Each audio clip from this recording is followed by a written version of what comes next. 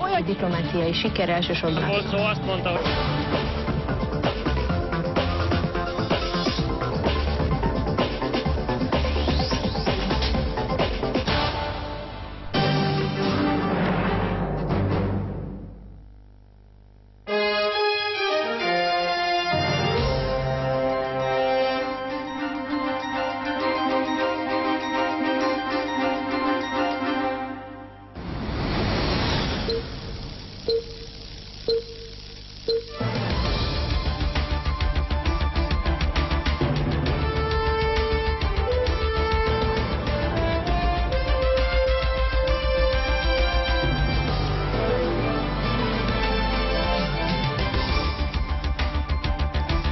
Az Al-Qaidára gyanakszanak, a legmagasabbra emelték a terrorkészültséget Nagy-Britanniában.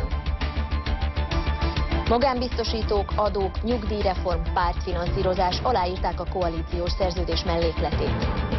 Mától működik az ország legnagyobb kórháza, az Állami Egészségügyi Központ 1 millió embert szolgál ki. És Guinness rekord Balatonfüreden több mint egy hétig zenéltek a Nemzetközi Gitárfesztiválon.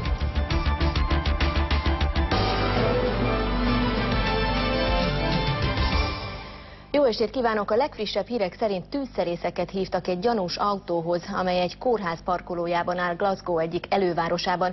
Itt tápolják azt a merénylőt, aki szombaton lángoló autójával belerohant a glasgowi repülőtér termináljába. A BBC azt jelentette, hogy nem sokkal később föl is robbantották az autót. További részletek egyelőre nem ismertek, közben kritikus készültség és folyamatos házkutatások vannak Nagy-Britanniában a pénteki és szombati terrorakciók után. Eddig 5 embert vett őrizetbe a rendőrség. A brit miniszterelnök szerint a módszer az Al-Qaidára vall.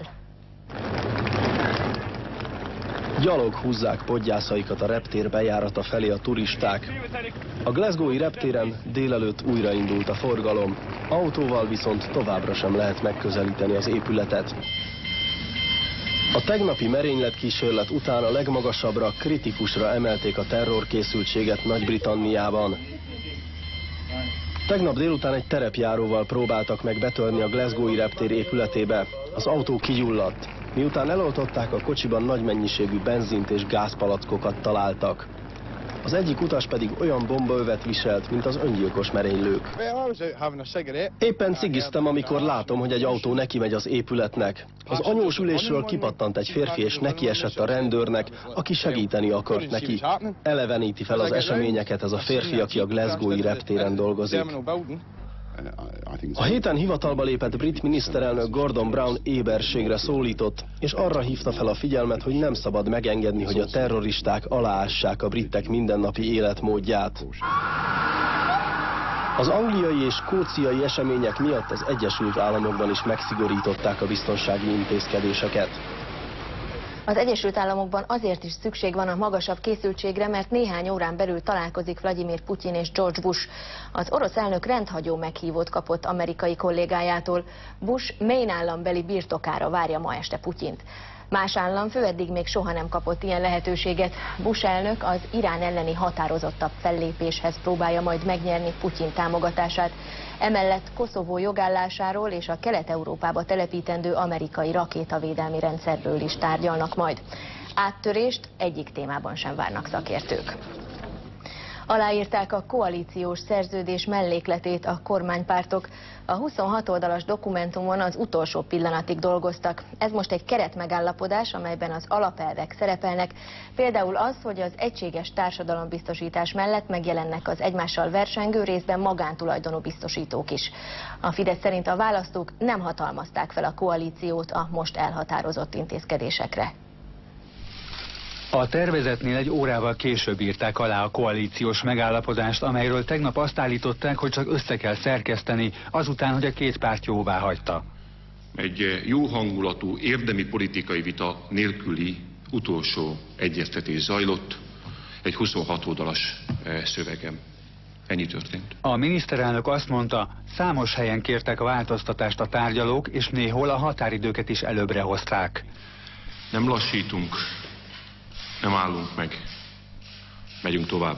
A miniszterelnök patrióta gazdaságpolitikáról, a multicégek és a kis- és középvállalkozások lehetőségei közti különbségek csökkentéséről, valamint az uniós források megalapozott elköltéséről beszélt. Fontosnak nevezte a nyugdíjrendszer távlati átalakítását is.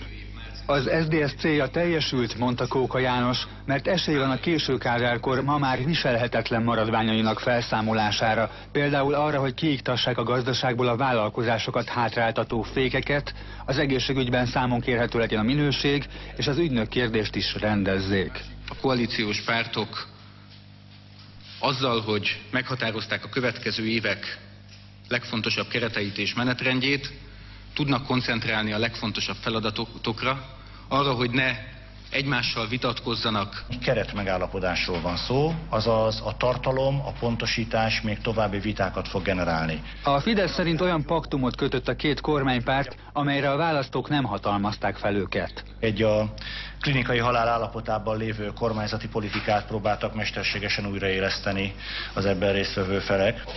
A Fidesz azt ígéri, ha megvalósítják a biztosítási reformot és bekövetkezik a magánosítás, hatalomra kerülésükkor újra köztulajdonba veszik majd a privatizált javakat. Változnak a vizitdíj fizetésének szabályai, mától nem kell fizetniük a katonáknak, a rendőröknek, a tűzoltóknak és a mentőknek, ha szolgálatteljesítés közben sérülnek meg. Rajtuk kívül azokat is ingyen látják el, akik korábban már legalább 30-szor adtak vért. Vannak viszont, akiknek többet kell fizetniük az eddiginél. 600-ról 1000 forintra emelkedik a vizitdíj, ha valaki a szakorvosi ellátást nem ott veszi igénybe, ahová a házi orvos beutalta, vagy beutaló nélkül megy járóbeteg szakrendelésre. Mától működik az ország legnagyobb kórháza, az Állami Egészségügyi Központ. Az óriás kórházat 4 intézmény összevonásával hozták létre, és 1 millió embert jogosult kiszolgálni. Az új kórház Róbert Károly körúti épületére nagyon büszke a vezetőség, a főigazgató szerint ez Európa legmodernebb kórháza. Egy másik, szintén a központhoz tartozó épületben, a volt MÁV kórházban viszont közben kritikán aluli állapotok uralkodnak. Jelen pillanatban senkinek a kezében nincsen olyan új munkaszerződés vagy áthelyezési okmány, amellyel az új munkahelyére kerül. 2 napja még nem tudták a dolgozók, hogy kapnak-e munkaszerződést. A ma hivatalba álló főigazgató azt mondja, pár napon belül mindenki megkapja a szerződését. Az osztályvezető főorvosok megszervezték az osztályaikat, mindenki tudja, aki az Állami Egészségügyi Központban fog dolgozni, hogy hol a szolgálati helye. A központban több mint 2900-an dolgoznak majd. Központja a Róbert Károly körúti épület lesz. Itt a legmodernebb felszerelés várja a betegeket. De baleset és sebészeti műtőben vagyunk, gyakorlatilag a legkorszerűbb eszközökkel vannak felszerelve az éger altatógéppel, műtőasztallal. Valamennyi ágyról a betegek információi, ami az életjelenségeiket illeti, az látható a monitoron, így a nővérek azonnal tudnak intézkedni, hogyha bármilyen eltérést látnak. A volt MÁV kórház épületében viszont sokkal rosszabb a helyzet, állítja a főigazgató. Van olyan osztály, ahol 30 betegre csak 1 WC jut, az is kint a folyosón, ezt mutatja éppen. Ki van csempészve, ez vissza, ez a rész.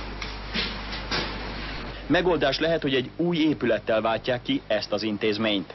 Egy akkora hotel részt fogunk kialakítani, ami 800 ágy befogadására alkalmas, és ez elvileg 2009 végére elkészülhet. Az új épület költségei 14 és 25 milliárd forint között lehetnek.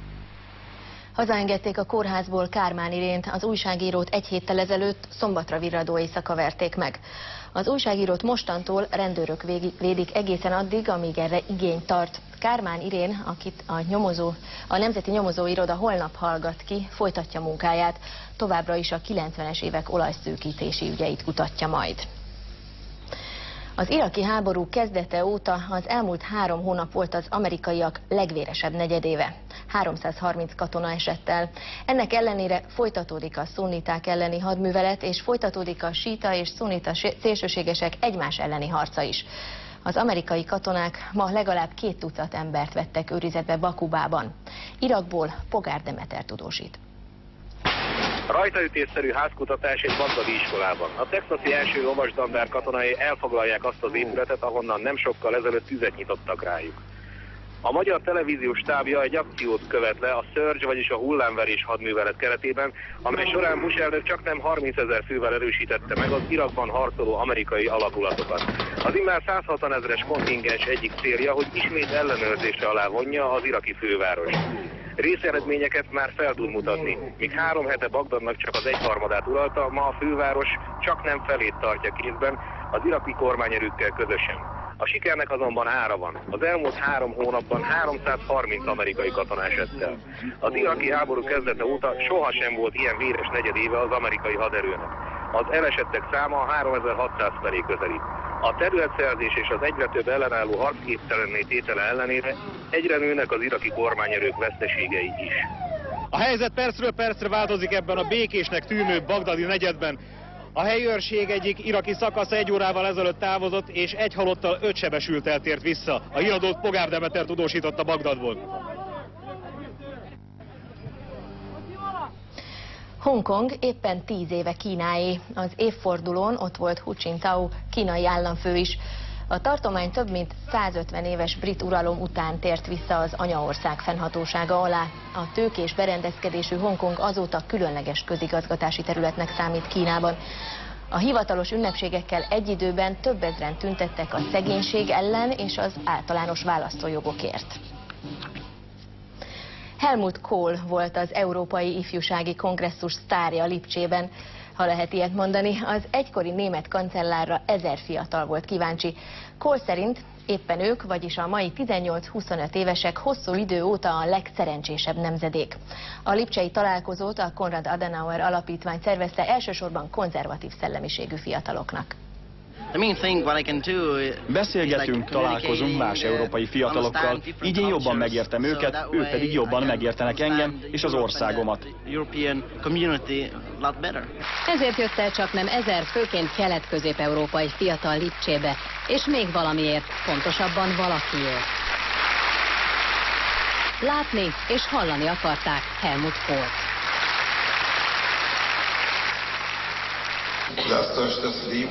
Ne hagyjátok, hogy a pesszimista politikusok elvegyék a kedveteket. Persze nektek is megvannak a saját problémáitok, de higgyétek el, ti vagytok a legszerencsésebb generáció hosszú idő óta, mondta a volt kancellár.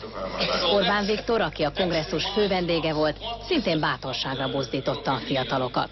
Egy erős Európát hozhatunk létre, amely versenyképes az egész globuszon, de ehhez kell a mai 18-25 éves generáció elszántsága, személyes részvétele is. Végül politikusok és fiatalok közösen átsétáltak a német egység egyik szimbolikus helyszínére, a Miklós templomhoz. Nem véletlen, hogy az első európai ifjúsági kongresszust itt Lipcsében rendezték meg. Nagyon sok német ugyanis azt vallja, hogy ebből a városból indult ki Németország újraegyesítése. Azért, mert az NDK-ban a legelső ellenzéki demonstrációkat ebben a templomban tartották. A híradót Lipcséből Bakos Piroska tudósította. Július 1-ével, vagyis ma reggel óta Angliában is tilos dohányozni nyilvános helyeken, így az éttermekben, szórakozóhelyeken, munkahelyeken és bizony az angol kocsmákban sem lehet rágyújtani. Nagy-Britannián belül Anglia az utolsó, ahol betiltották a dohányzást. Skóciában tavaly, Walesben és Észak-Írországban pedig idén április óta nem szabad rágyújtani középületekben.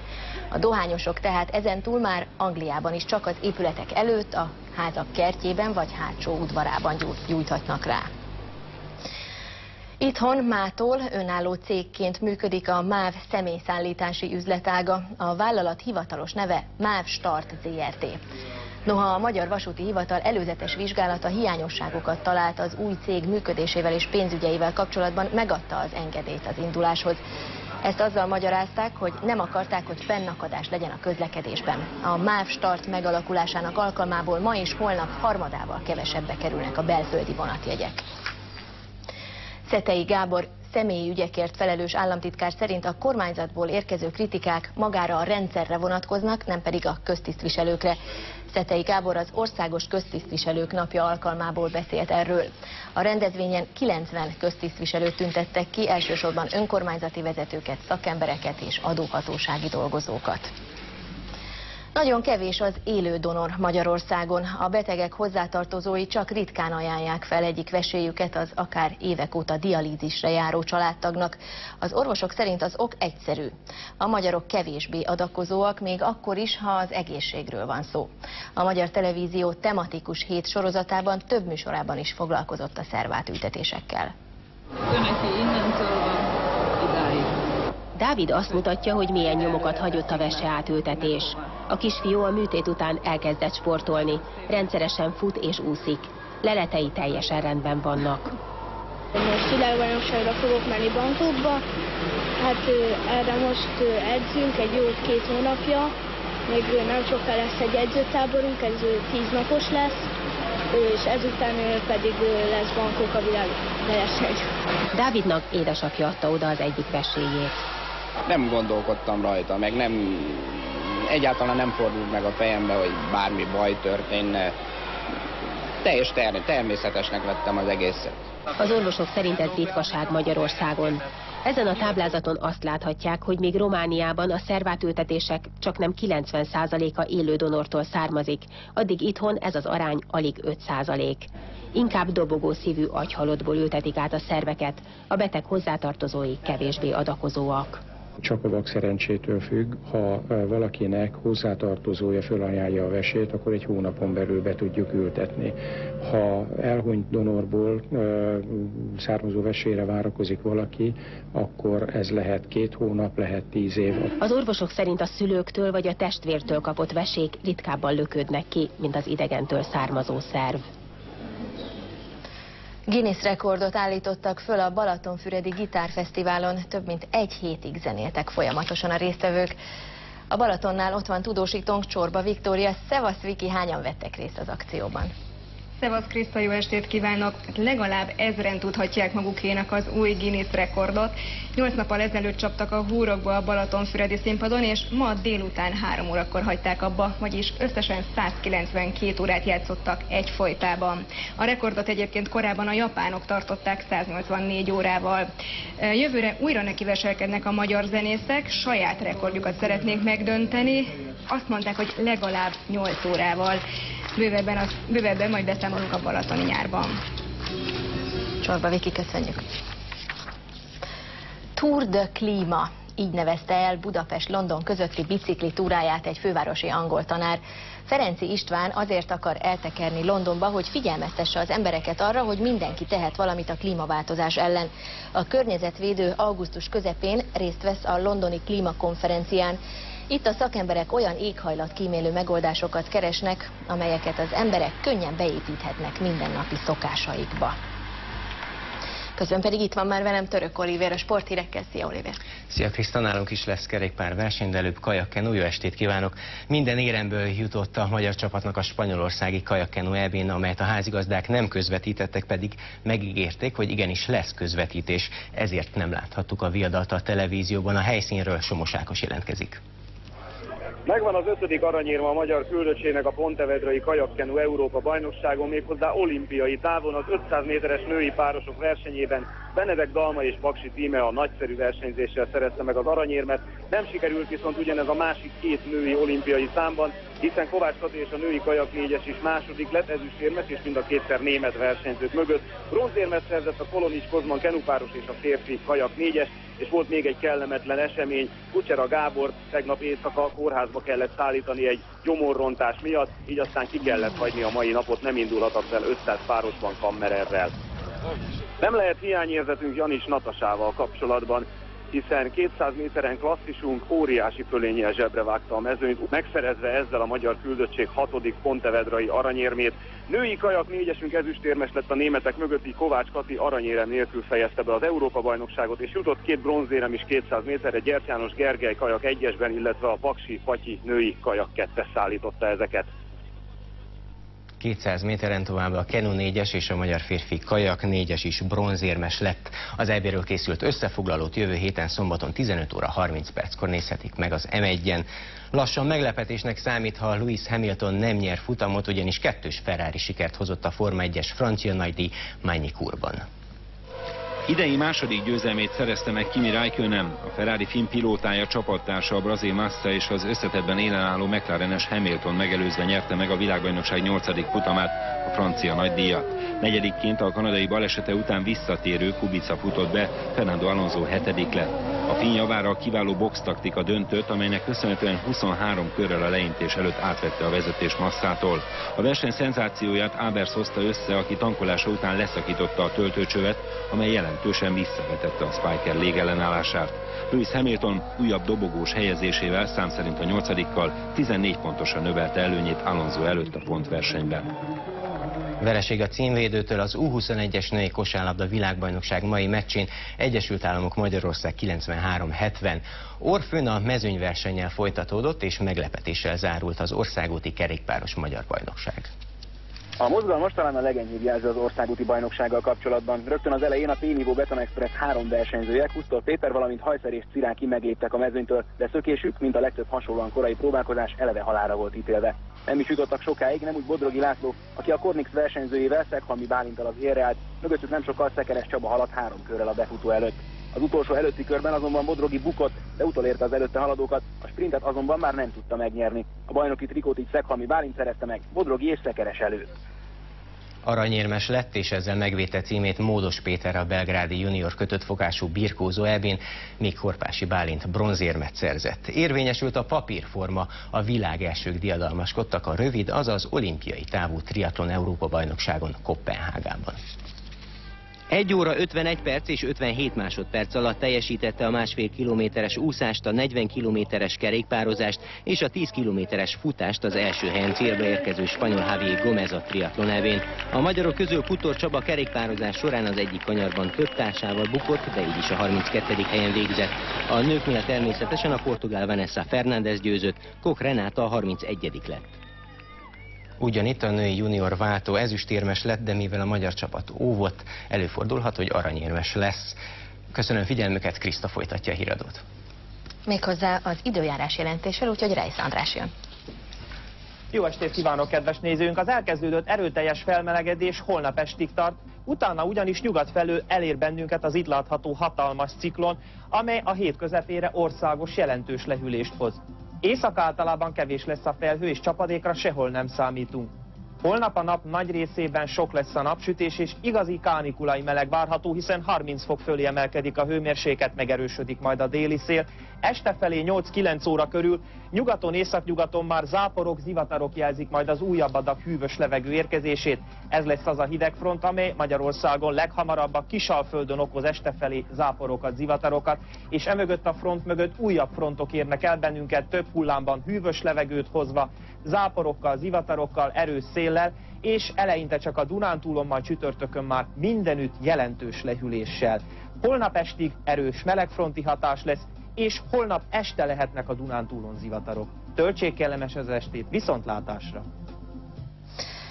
Nincs más hátra, mint hogy elköszönjek. Novodomszki Éva várja önöket 23:50-kor híradóval, és ne felejtsék el, hogy holnaptól 7:30-kor kezdünk, tehát az esti híradó 7:30-kor kezdődik. Köszönöm figyelmüket, viszontlátásra, szép estét!